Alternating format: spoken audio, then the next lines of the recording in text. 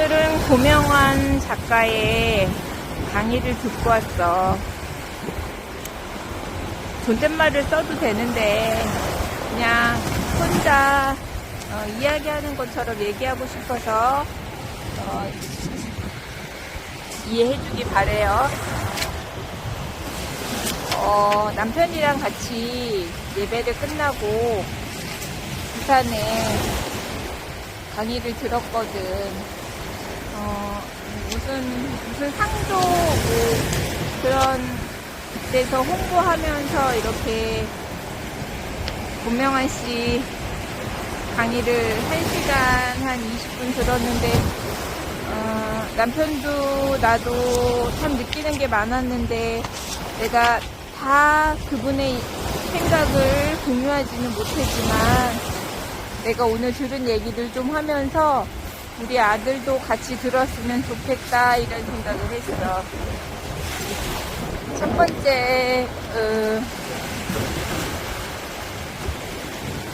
고명환 씨 선배들이 55세 이럴 때 이제 임원 승진 못하니까 퇴직금으로 한 3, 4년 전에 상으로 이런 이제 가게나 사업을 시작한 거지. 결과는 어떻게 됐을까? 결국은 다 망한 거지. 그러니까 자본주의 고전이 답이다라는 책을 잠깐 이렇게 보면 그게 피라미드처럼 돼 있거든?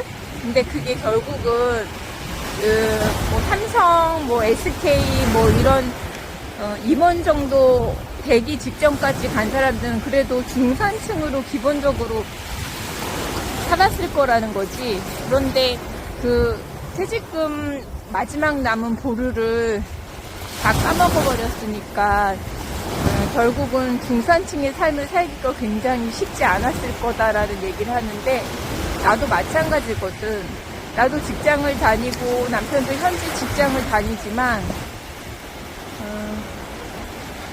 한 사람이 월급이 나오지 않으면 아파트 대출금 이자 내기가 쉽지가 않지. 너무 공감되더라고. 그리고 당신이 이제 전국 고명환 작가가 전국 휴게소를 다니면서 느끼는 점은 상호를 지점이 3, 4년 전에 그렇게 유행처럼 했던 것이 남아있는 것이 별로 없다라는 거지. 내가 뉴스를 보면서 요새 20대, 30대 MZ세대들이 많이 가는 음식점이 뭔가라고 유심히 봤더니 마라 꽃이라는 거야. 너도 나도 지금 생기고 있을 거야. 그런데 과연 그것이 얼마나 유지할 수 있냐. 그러니까 그런 생각이 들고 내가 지금 50이 넘었고 남편도 50대 중반을 향해서 가고 있는데 모아놓은 돈을 까먹지 않는 것도 더 중요하고 그것을 판단할 수 있는 힘이 이제 50대에는 있어야 된다는 거지. 30대, 40대도 순간 사기당하고 또는 투자해서 날리면 노후는 되게 힘들다라는 거지. 그리고 지금 AI 시대에 5년 내에 사라질 직업이 과연 세무사, 변호사 이런 종류의 사람들만일까라는 생각을 난 해봤거든.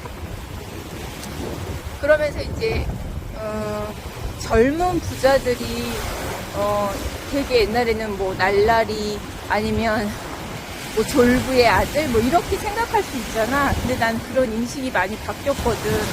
왜냐면 코인을 먼저 시작한 사람들도 20대였고 코인으로 부를 얻은 예를 들어서 한정수 작가라는 사람이 있어. 그 사람이 세상학 개론을 하거든. 그런데 그 사람도 굉장히 젊어. 그런데 시작을 코인으로 했고 그 코인이 이더리움이나 이런 것들로 해서 자산을 모았고 그 자산을 가지고 이제 신한은행인가 그런 은행을 퇴사를 했어. 그리고 자신의 1인 기업을 하고 그리고 유튜브를 하고 지식을 나누고 본인도 자산가가 되어가는 과정을 유튜브에서 하고 있지. 나는 그래서 젊은 부자들이 더 많이 생겨야 된다고 생각하고 우리 아들이 23살인데 우리 아들도 30 전에는 10억을 모았으면 좋겠다라는 그런 생각을 해. 그리고 고명환 작가가 얘기하는 2년 동안은 정말 다 끊고 사람도 만나지 말고 책 읽고 운동하고 그렇게 했으면 좋겠다 이런 얘기를 하시거든. 근데 나는 너무 공감하고, 사실 나는 몸이 좋지 않아서 직장을 잠시 휴직하고 있어.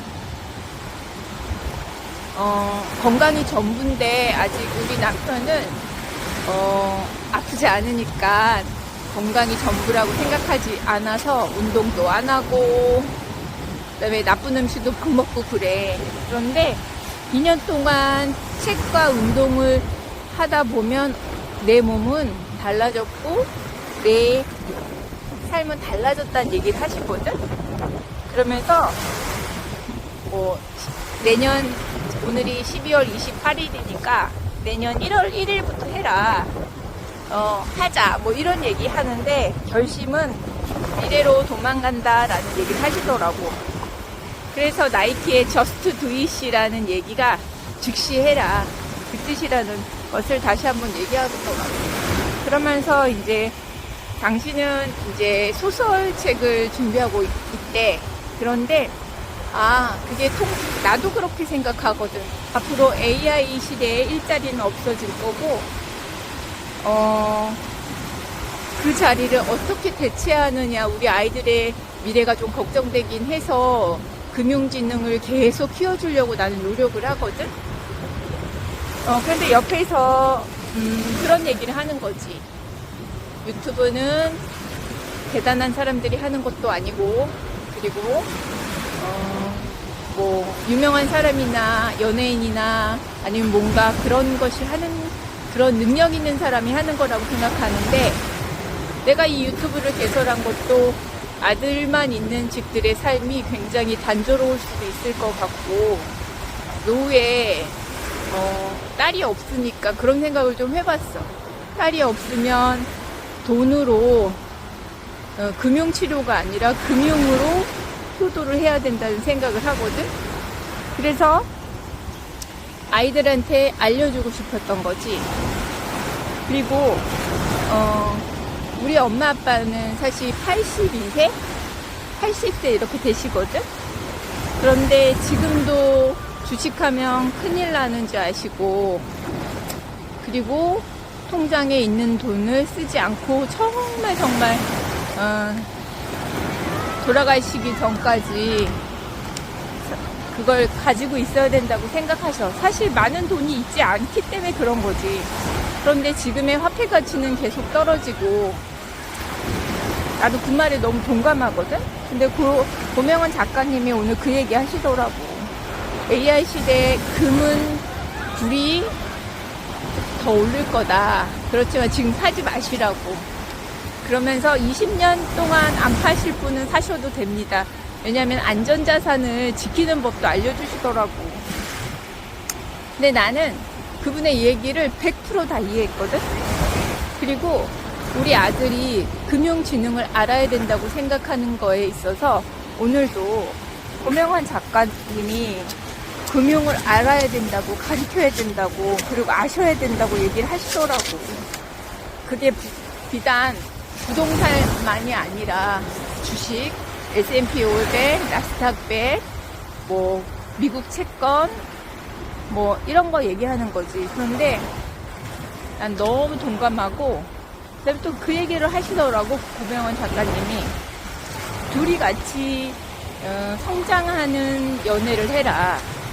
그래서 나는 우리 아들한테도 항상 얘기하거든. 같이 성장하는 사람이랑 연애를 하면 100% 너가 혼자 해줘야 될 것도 아니고 서로 도움을 받을 수 있다.